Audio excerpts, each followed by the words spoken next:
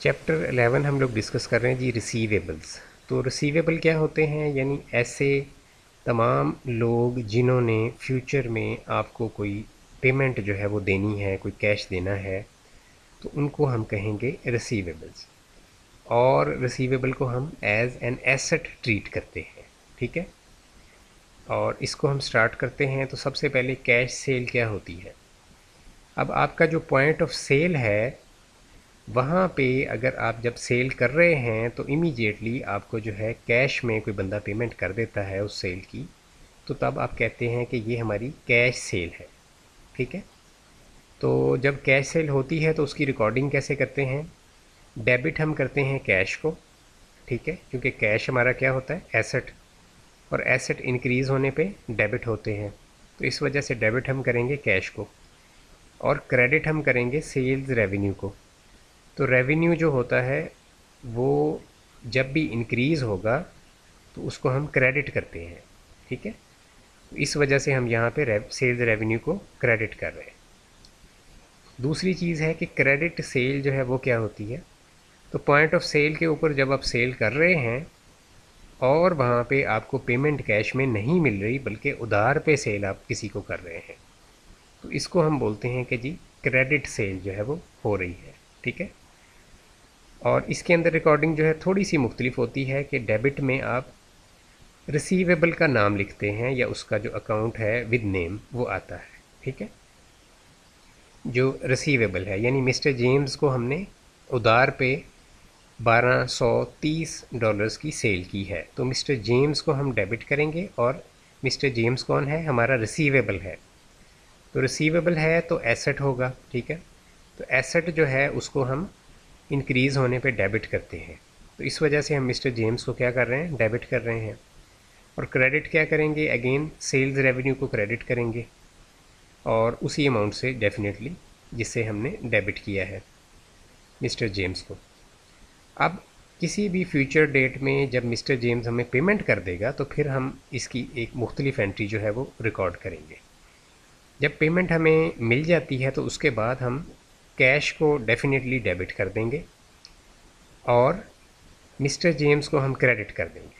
Mister James को credit क्यों कर रहे हैं हम, क्योंकि पहले हमने मिस्टर जेम्स को डेबिट किया था और एज अ रिसीवेबल हमने अपने एसेट्स में रखा था। तो अब हम इसको उस डेबिट को क्रेडिट करके ख़त्म कर देंगे कि अब मिस्टर जेम्स जो है वो हमारा फ्यूचर में रिसीवेबल नहीं रहा, हमने उससे पेमेंट ले ली है। इस वजह से अकाउंट्स बुक्स के अंदर मिस्टर जेम्स का जो अकाउंट है वो नील हो जाएगा, वो दोनों साइड्स उसकी बैलेंस हो जाएंगी, ठीक है।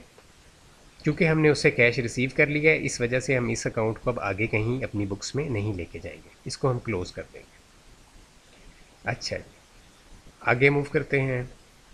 एज रिसीवेबल एनालिसिस, ठीक है जी। एज रिसीवेबल एनालिसिस क्या होता है कि बिज़नेस जो है वो बेसिकली एक एनालिसिस जो है वो करता है कि कौन कौन से बंदे हैं जिनसे हमने पेमेंट लेनी है और कितना कितना वक्त हो गया है, यानी हमारे जो रिसीवेबल्स हैं वो कौन कौन है और कितना कितना टाइम हो गया है उन्होंने हमें पेमेंट नहीं की, ठीक है।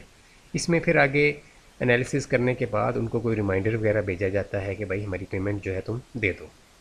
और क्रेडिट लिमिट क्या होती है कि जो बिज़नेस है कोई भी वो अपनी हैसियत के मुताबिक, यानी अगर बड़ा बिज़नेस है तो वो ज़्यादा क्रेडिट लिमिट रख सकता है, लेकिन अगर उसका कैपिटल कम है, छोटा बिज़नेस है, तो फिर छोटी क्रेडिट लिमिट वो रख सकता है।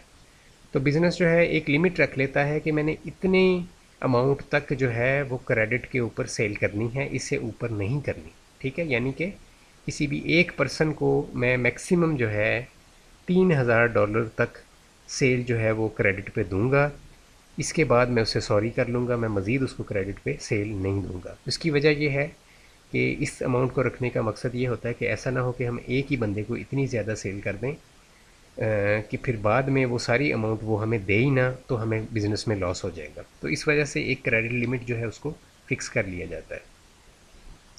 इसके बाद जनाब इररिकवरेबल डेट्स एंड अलाउंसेस हैं। तो इसके अंदर सबसे पहले एक्रूवल्स कॉन्सेप्ट है। एक्रूवल्स कॉन्सेप्ट ये होता है कि सेल आपकी चाहे कैश पे हो रही हो चाहे उधार पे यानी क्रेडिट पे हो रही हो, तो आप जब भी सेल होती है उसको रिकॉर्ड कर लेते हैं। ये आपका कंसर्न नहीं है कि सेल कैश पे हुई है या क्रेडिट पे हुई है, आपने सेल को रिकॉर्ड करना ही करना है, ठीक है। तो उसके बाद जनाब इर्रिकवरेबल डेट जो है वो क्या होता है?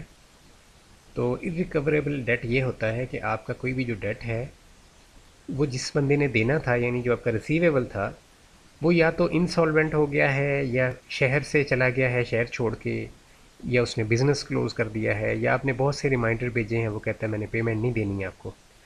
ठीक है, तो उस सूरत में आप उस जो आपका रिसीवेबल था उसको इरिकवरेबल डेट के तौर पे ट्रीट करेंगे। इसकी हम आगे जाके ट्रीटमेंट देखेंगे।